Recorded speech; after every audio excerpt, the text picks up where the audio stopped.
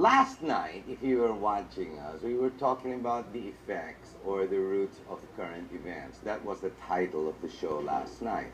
Now, why? Well, simply put, history plays a very big part of what we are doing today.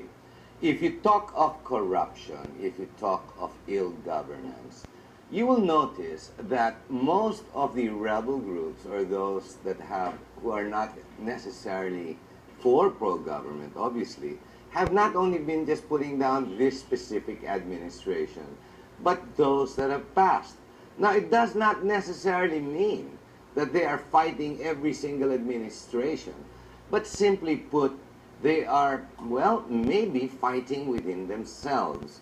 Now, how does that really happen? Now, I'm not going to try and be a theologist or some type of psychologist, but basically, the facts are history does repeat itself. Now, if you say that, what I'm trying to put out here is history plays a big role in what we are today. Now, going on that very same subject for consistency, tonight we have with us José Maria Bonifaco M. Escoda, known as Bonnie. Bonnie wrote a book some time ago, and it's been popularized and has been taken up by the academe. The book tonight is Warsaw, the Warsaw of Asia, the Rape of Manila.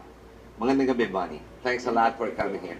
Bonnie, before we go forward, now you're a TV personality. You're not exactly the evangelist, but you are helping out in a cable program on Destiny as well. Ano yun? The Divine Mercy Channel since 2002. It was covered by Global Destiny. Exactly. Pari ka ba? No, just Hindi naman. Frustrated like. He's not an evangelist, but he did help out, and he does have a lot of know-how when it comes to broadcast TV. Now, let's go straight to this. I won't hold this back. But Bonnie, last night, we talked about the ill effects of today's current events. Basically, our guest, who was from the Council on Philippine Affairs, Boy Saicon, who is known to be, Pastor Saicon, no? Yes. Known to be relatively political. Yes. And he's been studying with Professor Yatko, Dr. Yatko.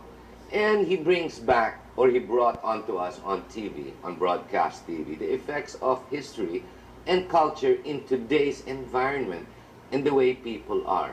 But before we get into all of that, tell us briefly exactly what is Warsaw of Asia, the Rape of Manila. There you go. Yeah, that's a book. Actually, it's a history. History book to. Of Manila. Especially, it's on the old Manila. And Okay. 3/4 of it is about the war in Manila. It's when the Japanese arrived and the liberation of Manila, the bloody liberation of Manila, in which Ironic. Bloody liberation. Yes. So the liberation, the bloody liberation. it's actually a Pyrrhic liberation, Yes, it is, isn't it? because there were more civilians, innocent civilians, who were killed than the enemy. That's when the Americans came in to take out the Japanese. Yes. Okay. And that's when Manila was actually torn apart Yes. and bombed. Yeah. What does this book say? Why did you depict the Warsaw? Because it was basically the war zone. Warsaw is the capital of, not the capital, of Poland. Yes, Poland, where they And- had all the unrest, civil unrest. And military leaders as well as politicians referred as the most destroyed city during the Second World War. Poland. Yeah, and MacArthur even used that phrase, Manila is the Warsaw of Asia. Wow, really? Yeah. Interesting. And actually, strictly speaking, Manila is was the most destroyed city than Warsaw. Mas grabe pa. Because Manila was the center, was the political center. Everything was here, unlike Warsaw. Okay. And we were actually politically, economically paralyzed during that time. Mhm. Even our values were affected during that. There was, I also mentioned about the destruction of values, the change of values. So it wasn't just the buildings, it wasn't Yeah. just the physical destruction. Yes. It's how the Filipino changed because of the ill effects of the bloody It affected the moral fiber of the society because the people in Manila, as I was told by my parents and others whom I interviewed, they had different set of values. Ibang-iba noon. Meron silang delikadesa. That's gone out the window. Yeah. Okay. And politicians had a strong moral fiber, and there were few corrupt maybe, but the culture was different. There were people of dignified people, aside from they were all almost Spanish-speaking during the time. Are you trying to say that history, because of basically what happened, because of the destruction, umiba talaga ang Pilipino, and since then we suffered that shock? Yes. Until now. Until 50 now. years later. Because, you know, the foundation was shocked. Okay. Hindi baling buildings can be restored. Like Intramuros was restored finally in 1980, no? The walls and everything, but they're ruins. But the effect of war, until now, I noticed it among those whom I interviewed. Yes. Some of them are still suffering for what we call in psychology post-traumatic stress syndrome. Okay, they're still at it. They're still back there during that period. And I think, and going back, I realized it was something obvious why a dictator, sorry to mention that, was allowed, why people were passive. And they allowed to be managed and dictated upon. And the people, because I was an activist during that time in 1970, I was a member of the Kabataang Makabayan in Adamson. Under Nilo Tayag. Yeah, Nilo Tayag was... I was the voice also. I was used in LaSalle because of my big voice. The time of Santa Maria, no? Santa Maria, okay. And, I said, it's totally different during the time. And people were afraid that they might go hungry, like the Japanese period. The last days of the Japanese period, when people they're dying of hunger in Manila. The starvation was there. So they started hoarding rice, even mongos, sacks of mongos, sardines, because they were still affected by the war. And my parents and my mother was still alive during the time, said, Bonnie, you don't know what the war is all about. My father's told me a number of stories as well. Let's go back. When the Americans came, first they were here, the Spanish were pushed aside, first the Americans were here before the Japanese pulled out MacArthur. Let's roll some of those pictures. Bonnie was nice enough to bring some videos that we can insert as he explains a lot of these videos. And some of these first few shots and the videos I've seen were Americans who were actually helping out in building. It's like the engineering team. This would be about the early 40s, no? Can we roll that video? I think we can. There you go.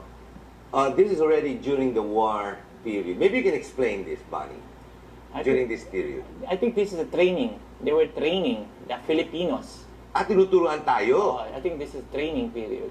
Okay, who would this be? This is General Douglas MacArthur. Fantastic footage. Yes. Without his famous from there cap, no? Without his famous Persian cap and tear-eye glasses. Yes, without it. Bata pa, no? Yeah, he was around 60 years old during that time. Okay. Because he arrived, he was 65 years old during the Battle of Manila. And this is the training of the PMA cadets. That's patterned after America's Was this here in Metro Manila or was this in Baguio now? In Baguio, they showed it. So where it really is now. Nice, proud bunch of soldiers. Now that's us. That is Corregidor. Corregidor, they were training. Corregidor to. My gosh, you really went out of your way to get all these pictures. Those are the batteries, the famous batteries of Corregidor that were used, no? Yes. Around to bombard, keep the ships. Those are the guns that annihilated more than 10,000 Japanese.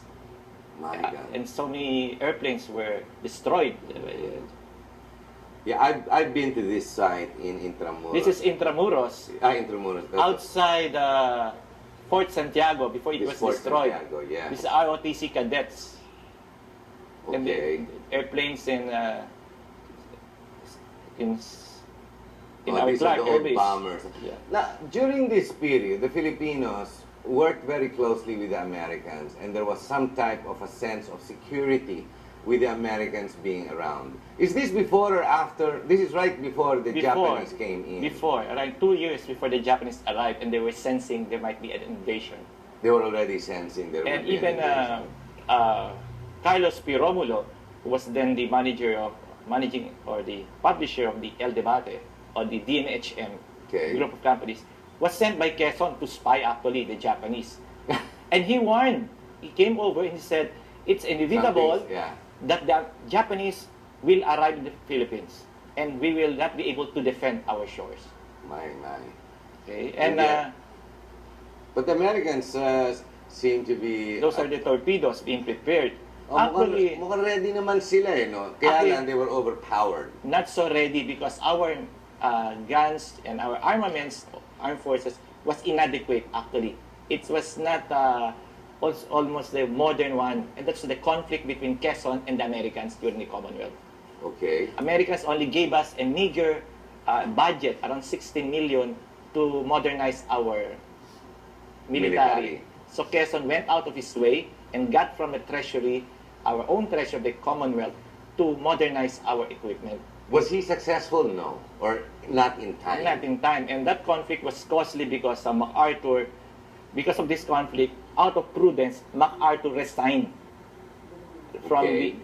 MacArthur, General Douglas MacArthur, was offered a position in the United States again, but he refused it. He decided to stay in the Philippines with Quezon as an advisor. That's the part I know of. He was already basically out. He refused the position, came back, and that's about the time when the Japanese came in. Now, we have more footage that will come across that you'll find interesting. And very quickly, Bonnie, you're a teacher now, basically. Where do you teach? Adamson University for the Wow. past 27 years. My gosh, your students must get a real kick out of you. Maybe one of them is your floor D or director. Kaya pala nag-guest natin si Bonnie. Si Miss Sam Bonnie is our Vidia. floor director now. She's done a good job because this is really an interesting topic. Now, we have a lot of photos we want to show you and more footage as we go along. Now, what we're trying to do here is trying to bring you back the reality of what war was in the early 40s. So, we were there with the Spanish for 300 odd years. Then the Japanese came in. And then the Americans came in and pushed them to the side. This is exactly where we are. Now, we're going to take a short break. But when we come back, we'll take it from there. And then we will try and work out the details of how devastation in one's history can catch up, if not keep up with you, over decades and decades and decades. And as you called it, post-traumatic stress syndrome. syndrome. There you go. Alam mo, iba na talaga professor eh. We'll be right back. Stay with us.